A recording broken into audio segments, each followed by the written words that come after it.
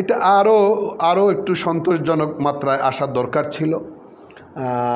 এটা 5 আগস্ট আগে ছাত্র জনতার আন্দোলন যখন চলমান, তখন আমাদের সক্রিয় থাকা এবং যুক্ত থাকা, আপনি নিশ্চয়ই জানেন আমরা নিজেই শাহবাগে গিয়েছি 3 আগস্ট, 3রা আগস্ট, 4 আগস্ট আমরা বাইতুল মোকাররমে গণজমায়েত করেছি এবং রক্তস্নাত জুলাইয়ের শুরুতে শেষে আমরা দুটো কনফারেন্স, প্রেস কনফারেন্স করে আমরা ছাত্র জনতার ন্যায়সঙ্গত অধিকার আদায়ের আন্দোলনের সঙ্গে আমরা একাত্মতা পোষণ করেছি, সংহতি প্রকাশ করেছি।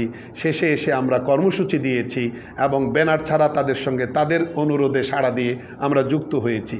পরবর্তী সময়ে যখন আমরা সফল হলাম, এই মিশন যখন সাকসেস হলো, তখন আমরা যেভাবে বাংলাদেশ বিনির্মাণে একসঙ্গে থেকে একটা বিনির্মাণ করার দরকার ছিল, সেই জায়গাটাতে আমি মনে করি ছন্দপতন হয়েছে অনাকাঙ্ক্ষিতভাবে, অপ্রত্যাশিতভাবে। এই ছন্দপতনটা, এই বিভাজনটা কখনোই কাম্য ছিল না। যারা সবাই একজোট হয়ে ফেসিবাদের বিরুদ্ধে লড়াই করলো, সেই লড়াইকারীরা আবার ডিভাইডেড হবে কেন? তারা আবার দ্বিধা বিভক্ত হবে কেন? তো এটাও আমি মনে করি এই বিভক্তিটাও পরিকল্পনার অংশ।